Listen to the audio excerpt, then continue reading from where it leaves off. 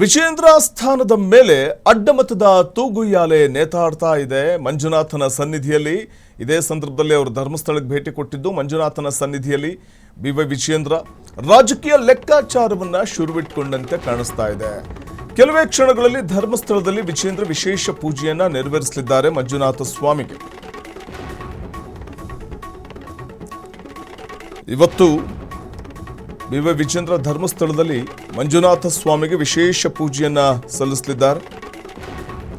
ಧರ್ಮಸ್ಥಳಕ್ಕೆ ತೆರಳಿರುವವರು ನಿನ್ನೆ ರಾತ್ರಿಯಿಂದಲೇ ಧರ್ಮಸ್ಥಳದಲ್ಲಿರುವ ವಿಜೇಂದ್ರ ಅವರು ಇವತ್ತು ಮಂಜುನಾಥ ಸ್ವಾಮಿಯ ದರ್ಶನವನ್ನು ಪಡೆಯಲಿದ್ದಾರೆ. ವಿಜೇಂದ್ರ ಸ್ಥಾನದ ಮೇಲೆ, ವಿಜೇಂದ್ರ ರಾಜ್ಯಾಧ್ಯಕ್ಷ ಸ್ಥಾನದ ಮೇಲೆ ತೂಗುಗತ್ತಿ ನೇತಾಡ್ತಾ ಇರುವಂತಹ ಸಂದರ್ಭದಲ್ಲೇ ಮಂಜುನಾಥ ಸ್ವಾಮಿಯ ಸನ್ನಿಧಾನಕ್ಕೆ ತೆರಳಿದ್ದಾರೆ.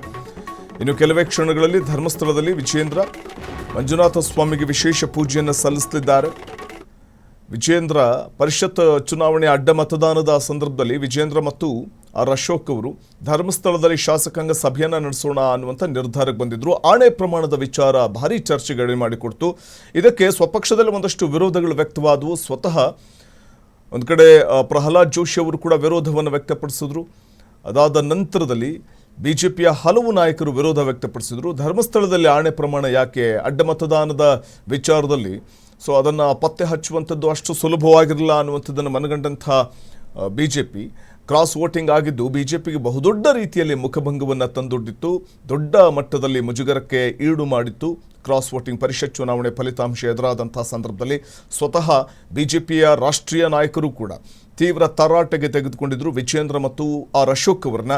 ಹಾಗಾಗಿ ಪತ್ತೆ ಹಚ್ಚೇ ತೀರ್ತೇವೆ ಯಾರು ಕ್ರಾಸ್ ವೋಟಿಂಗ್ ಮಾಡಿದ್ದಾರೆ ಅನ್ನುವಂಥದ್ದನ್ನು ಅಂತ ವಿಜೇಂದ್ರ ಮತ್ತು ಆರ್ ಅಶೋಕ್ ಅವರು ಜಿದ್ದಿಗೆ ಬಿದ್ದಂತೆ ಒಂದು ಕಡೆ ಧರ್ಮಸ್ಥಳದಲ್ಲಿ ಶಾಸಕಾಂಗ ಪಕ್ಷದ ಸಭೆ ನಡೆಸೋಣ ಅನ್ನುವಂಥ ನಿರ್ಧಾರಕ್ಕೆ ಬಂದಿದ್ರು.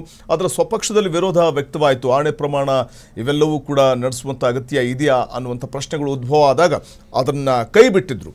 ಅದಾದ ನಂತರದಲ್ಲಿ ಮತ್ತೊಂದು ಕಡೆ ಇವತ್ತು ಅಡ್ಡಮತದ ಬಗ್ಗೆ ಬಿವೈ ವಿಜೇಂದ್ರಗೆ ಇವತ್ತು ಸತ್ಯಶೋಧನಾ ವರದಿ ಕೂಡ ಸಲ್ಲಿಕೆ ಆಗ್ತಾ ಇರುವಂತಹ ಸಂದರ್ಭದಲ್ಲಿ ವಿಜೇಂದ್ರ ಧರ್ಮಸ್ಥಳಕ್ಕೆ ತೆರಳಿರುವಂಥದ್ದು.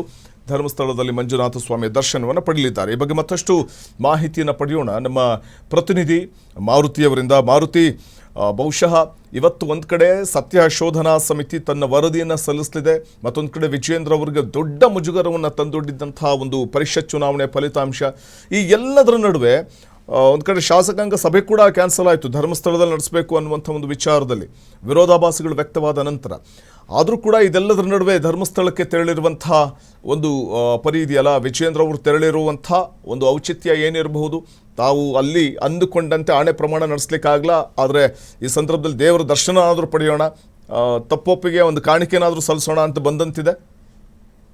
ಎಸ್ ವಸಂತ್, ಏನು ಅಡ್ಡ ಮತದಾನ ವಿಚಾರವಾಗಿ ಹೈಕಮಾಂಡ್ ಕೂಡ ಕರೆದು ಗರಂ ಆಗಿತ್ತು. ಮತ್ತೆ ಅಡ್ಡ ಮತದಾನ ಏನ್ ನಡೆದಿದ್ದು ಪರಿಷತ್ ಚುನಾವಣೆ, ಅದೇ ಸಂದರ್ಭದಲ್ಲಿ ಧರ್ಮಸ್ಥಳದಲ್ಲಿ ಶಾಸಕಾಂಗ ಪಕ್ಷದ ಸಭೆ ಕರೆದು ಒಂದು ಆಣೆ ಪ್ರಮಾಣ ಪ್ರಕ್ರಿಯೆಯನ್ನ ನಡೆಸೋಣ ಅಂತ ರಾಜ್ಯ ನಾಯಕರು ತೀರ್ಮಾನ ಮಾಡಿದ್ರು. ಆದ್ರೆ ಅದಕ್ಕೆ ಸಾಕಷ್ಟು ಹಿರಿಯ ಶಾಸಕರುಗಳು ಮತ್ತೆ ಅದೇ ರೀತಿ ಹೈಕಮಾಂಡ್ ಕೂಡ ಈ ರೀತಿಯಾದಂತಹ ಹಣೆ ಪ್ರಮಾಣ ಬೇಡ, ಯಾಕೆಂದ್ರೆ ಇದು ದೇವರ ವಿಚಾರ ಆಗಿರೋದ್ರಿಂದ ದೇವರ ವಿಚಾರ ಪ್ಲಸ್ ರಾಜಕೀಯವನ್ನು ಸೇರ್ಸೋದು ಬೇಡ ಅಂತೇಳಿ ಹೈಕಮಾಂಡ್ ನಾಯಕರು ಮತ್ತು ಇಲ್ಲಿನ ಹಿರಿಯ ಶಾಸಕರು ಕೂಡ ಸಲಹೆಯನ್ನ ಕೊಟ್ಟಿದ್ರು. ಅದರಿಂದಾಗಿ ಇದನ್ನ ಕೈಬಿಟ್ಟಂತಹ ಬಿಜೆಪಿ ರಾಜ್ಯಾಧ್ಯಕ್ಷ ಬಿವೈ ವಿಜೇಂದ್ರ ತಾವೇ ನೇರವಾಗಿ ಒಬ್ಬರೇ ಏಕಾಂಗಿಯಾಗಿ ಇವತ್ತು ಧರ್ಮಸ್ಥಳ ಮಂಜುನಾಥನ ದರ್ಶನಕ್ಕೆ ಮುಂದಾಗಿರೋದು. ಯಾಕೆಂದ್ರೆ ಕೆಲವೊಂದ್ ಕಡೆ ತಪ್ಪೊಪ್ಪಿಗೆ ಕಾಣಿಕೆಯನ್ನ ಹಾಕುವಂತ ನಿಟ್ಟಿನಲ್ಲಿ ಮತ್ತು ಆ ನಿಟ್ಟಿನಲ್ಲಿ ಅಲ್ಲಿ ಕೂಡ ವಿಶೇಷ ಪೂಜೆಯನ್ನು ನಡೆಸೋದಕ್ಕೆ ಮುಂದಾಗಿರುವಂತದ್ದು ವಿಜೇಂದ್ರ.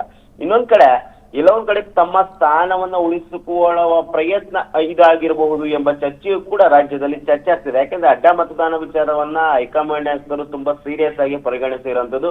ಕರೆಸಿ ನಿಮಗೆ ನಾಯಕತ್ವದ ಗುಣ ಪ್ರದರ್ಶಿಸ್ತಿಲ್ಲ, ಮತ್ತೆ ನಿಮ್ಗೆ ಶಾಸಕರಲ್ಲಿ ಹಿಡಿತ ಹೊಂದಿಲ್ಲ, ಇವೆಲ್ಲವೂ ಕೂಡ ನಿಮ್ಮ ಅಸಮರ್ಥತೆಯಿಂದಲೇ ಇವತ್ತಿನ ಈ ಅಡ್ಡ ಮತದಾನಕ್ಕೆ ಕಾರಣ ಅಂತ ರಾಷ್ಟ್ರೀಯ ಅಧ್ಯಕ್ಷ ನಿತಿನ್ ನಬೀನ್ ಅವರು ಕೂಡ ನೇರವಾಗಿ ಸೂಚಿಸಿದರು. ಇದರಿಂದಾಗಿ ಅವರು ದೆಹಲಿಯಿಂದ ನೇರವಾಗಿ ನಿನ್ನೆ ಮಂಗಳೂರಿಗೆ ಬಂದು ಮಂಗಳೂರಿಂದ ಧರ್ಮಸ್ಥಳಕ್ಕೆ ಹೋಗಿ ಅಲ್ಲಿ ವಾಸ್ತವ್ಯ ಇದ್ದು ರಾತ್ರಿ ಎಲ್ಲ ಇವತ್ತು ಬೆಳಿಗ್ಗೆ 8 ಗಂಟೆಗೆ ದೇವರ ದರ್ಶನಕ್ಕೆ ಮುಂದಾಗಿರುವುದು. ಇಲ್ಲ ಒಂದ್ ಕಡೆ ತಮ್ಮ ಸ್ಥಾನವ ಕಳೆದುಕೊಳ್ಳೋ ಆತಂಕ ಕೂಡ ಒಂದ್ ಕಡೆ ವಿಜೇಂದ್ರ ಅವ್ರಿಗಿದೆ, ಇನ್ನೊಂದ್ ಕಡೆ ವಿಪಕ್ಷ ನಾಯಕರಾದಂತಹ ಆರ್ ಅಶೋಕ್ ಅವ್ರಿಗೂ ಕೂಡ ಇರುವಂತದ್ದು. ಇದೇ ನಿಟ್ಟಿನಲ್ಲಿ ಇವತ್ತು ದೇವರ ದರ್ಶನ ಪಡೆದು ತಮ್ಮ ತಪ್ಪೊಪ್ಪಿಗೆ ಕಾಣಿಕೆಯನ್ನ ಕೂಡ ಆಗ್ತಾ ಇರೋದು. ಇನ್ನೊಂದ್ ಕಡೆ ತಮ್ಮ ಸ್ಥಾನವನ್ನು ಉಳಿಸಿಕೊಳ್ಳೋ ನಿಟ್ಟಿನಲ್ಲಿ ದೇವರ ದರ್ಶನವನ್ನ ಕೂಡ ಮಾಡ್ತಿರುವ ಪ್ರಶ್ನೆಗಳು ಕೂಡ ರಾಜ್ಯ ಕಾಂಗ್ರೆಸ್ನಲ್ಲಿ ಮತ್ತೆ ರಾಜ್ಯ ಬಿಜೆಪಿಯಲ್ಲಿ ಮತ್ತೆ ಅದೇ ರೀತಿ ವಿಪಕ್ಷ ನಾಯಕರಲ್ಲೂ ಕೂಡ ಈ ರೀತಿಯಾದಂತಹ ಪ್ರಶ್ನೆಗಳು ಮೂಡ್ತಿರುವಂತದ್ದು. ಒಟ್ಟಿನಲ್ಲಿ ಎಲ್ಲೋ ಒಂದ್ ಕಡೆ ತಮ್ಮ ಸ್ಥಾನ ಆಗಿರ್ಬೋದು ಮತ್ತು ಇನ್ನೊಂದ್ ಕಡೆ ಶಾಸಕರ ಈ ರೀತಿಯಾದ ಅಡ್ಡ ಮತದಾನ ವಿಜಯೇಂದ್ರ ಅವರಿಗೆ ಒಂದಷ್ಟು ಸಂಕಷ್ಟ ತಂದೊಡ್ಡಿರುವಂತದ್ದು ನಿಜ. ಒಂದ್ ಕಡೆ ಹೈಕಮಾಂಡ್ ಸೀರಿಯಸ್ ಆಗಿದೆ, ಇನ್ನೊಂದ್ ಕಡೆ ಮುಂದಿನ ದಿನಗಳಲ್ಲಿ ಶಾಸಕರನ್ನ ಹಿಡಿದಿಟ್ಕೊಳ್ಳೋ ಪ್ರಯತ್ನ ವಿಪಕ್ಷ ನಾಯಕರಿಂದಲಾಗಬೇಕು ಮತ್ತೆ ಅದೇ ರೀತಿ ರಾಜ್ಯಾಧ್ಯಕ್ಷ BY ವಿಜಯೇಂದ್ರಲ್ಲೂ ಆಗ್ಬೇಕು. ಇವೆಲ್ಲವೂ ಕೂಡ ರಾಜ್ಯ ಬಿಜೆಪಿಯಲ್ಲಿ ಚರ್ಚೆ ಆಗ್ತಿದೆ. ಅದೇ ರೀತಿ ಮುಂದಿನ 28ರ ಚುನಾವಣೆ ದೃಷ್ಟಿಯಿಂದಲೂ ಕೂಡ ಈ ಅಡ್ಡ ಮತನ ಸಾಕಷ್ಟು ಬದಲಾವಣೆಗಳಿಗೆ ಕಾರಣ ಆಗಬಹುದು. ಈ ಏನು ಇವತ್ತು ವರದಿ ಕೂಡ ಅಂದ್ರೆ ಮಧ್ಯಂತರ ವರದಿ ಕೂಡ CT ರವಿ ನೇತೃತ್ವದಲ್ಲಿ ಏನೊಂದು ಕಮಿಟಿಯನ್ನ ರಚನೆ ಮಾಡಿದ್ರು, ಯಾರು ಅಡ್ಡ ಮತದಾನ ಹಾಕಿದ್ದಾರೆ ಅದನ್ನ ಕಂಡುಹಿಡಿಯಿರಿ ಅಂತ.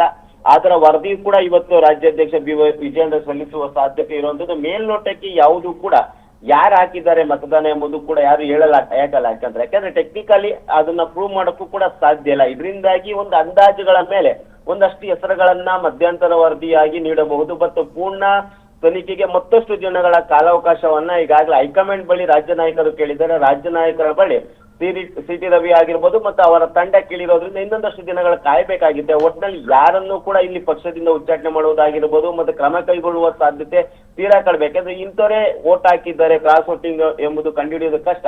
ಬಟ್ ಈ ರೀತಿ ಮುಂದಿನ ದಿನಗಳಲ್ಲಿ ಆಗದಂತೆ ನೋಡ್ಕೊಳ್ಳಿ ಅಂತ ಕೂಡ ಹೈಕಮಾಂಡ್ ನಾಯಕರು ರಾಜ್ಯ ನಾಯಕರಿಗೆ ಸೂಚಿಸಿರುವಂತದ್ದು ವಸಂತ. ಮಾರುತಿ, ಮತ್ತೊಂದ್ ಕಡೆ ಈಗ ಧರ್ಮಸ್ಥಳದಲ್ಲಿ ವಿಜೇಂದ್ರ ಅವರಿಗೆ ಬೇರೆ ಯಾರೆಲ್ಲ ನಾಯಕರುಗಳು ಸಾಥ್ ಕೊಡ್ತಿರ್ಬೋದು ವಿಶೇಷ ಪೂಜೆ ಸಂದರ್ಭದಲ್ಲಿ, ಯಾವೆಲ್ಲ ವಿಶೇಷ ಪೂಜೆಯಲ್ಲಿ ಅವರು ಪಾಲ್ಗೊಳ್ಳಲಿದ್ದಾರೆ ಅಂತ ಧರ್ಮಸ್ಥಳದ ಮಂಜುನಾಥ ಸ್ವಾಮಿ ಸನ್ನಿಧಾನದಲ್ಲಿ? ಸದ್ಯಕ್ಕೆ ಹರೀಶ್ ಪೂಂಜಾ ಅವರು ಅವರಿಗೆ ಸಾಥನ್ನ ನೀಡ್ತಾರೆ. ಅಂದ್ರೆ ಸ್ಥಳೀಯ ಮಟ್ಟವಾಗಿ ಅಲ್ಲಿನ ಸ್ಥಳೀಯ ಶಾಸಕರು ಕೂಡ ವಿಜೇಂದ್ರ ಅವರಿಗೆ ಸಾಥನ್ನ ನೀಡ್ತಾ ಇರೋದು. ಅದೇ ರೀತಿ ತಮ್ಮ ವಿಶೇಷ ಪೂಜೆ ಅಂದ್ರೆ ಇಲ್ಲಿವರೆಗೂ ಏನ್ ಧರ್ಮಸ್ಥಳಕ್ಕೆ ಬಂದು ಪೂಜೆ ಮಾಡಿಸ್ತೀವಿ ಅಂತ ಏನು ಅಂದ್ರೆ ಹಣೆ ಪ್ರಮಾಣ ಮಾಡಿಸ್ತೀವಿ ಅಂತ ಏನ್ ಹೇಳಿದ್ರು, ಅದಕ್ಕೆ ಸಂಬಂಧಪಟ್ಟಂತೆ ಒಂದು ತಪ್ಪಕ್ಕೆ ಕಾಣಿಕೆ ಪೂಜೆ ಹಾಕುವಂತದ್ದಾಗಿರ್ಬೋದು ಮತ್ತು ವಿಶೇಷ ಪೂಜೆಯನ್ನ ಕೂಡ ನಡೆಸ್ತಾ ಇರುವಂತದ್ದು ವಸಂತ. ಎಲ್ಲೋ ಒಂದ್ ಕಡೆ ಅವ್ರಿಗೂ ಕೂಡ ಒಂದು ತಮ್ಮ ಸ್ಥಾನ ಕಳೆದುಕೊಳ್ಳೋ ಆತಂಕ ಹೆಚ್ಚಾಗ್ತಿರೋದು. ಮೊದಲಿಂದಲೂ ಕೂಡ ಅವರ ರಾಜ್ಯಾಧ್ಯಕ್ಷ ಸ್ಥಾನದಿಂದ ಇಳಿಸಬೇಕು, ಯಾವುದೇ ರೀತಿ ರಾಜ್ಯದ ಬದಲಾವಣೆ ಆಗ್ತಿಲ್ಲ, ಕೇವಲ ರಾಜ್ಯ ತಮಗೆ ಬೇಕಾದಂತ ಅವಕಾಶಗಳನ್ನ ಕೊಡ್ತಿದ್ದಾರೆ ಎಂಬ ಆರೋಪ ಹಿಂದೆ ಕೇಳ ಬಂದಿತ್ತು. ಆದ್ರೆ ಈಗ ಅಡ್ಡ ಮತದಾನ ಎಂಬುದು ಕೂಡ ಪಕ್ಷದಲ್ಲಿ ರಾಜ್ಯಾಧ್ಯಕ್ಷರಿಗೆ ಹಿಡಿತಾ ಇಲ್ಲ ಎಂಬ ಪ್ರಶ್ನೆ ದೊಡ್ಡ ಮಟ್ಟದಲ್ಲಿ ಎದ್ದಿರೋದ್ರಿಂದ ತಮ್ಮ ಸ್ಥಾನ ಉಳಿಸ್ಕೋಬೇಕೆಂಬ ನಿಟ್ಟಿನಲ್ಲಿ ಈ ರೀತಿಯಾದಂತಹ ಒಂದು ದೇವರ ಕಾರ್ಯಕ್ಕೆ ಮುಂದಾಗಿರುವಂತದ್ದು ವಸಂತ್. ಧನ್ಯವಾದ ಮಾರುತಿ, ತಮ್ಮೆಲ್ಲ ಮಾಹಿತಿಗಾಗಿ.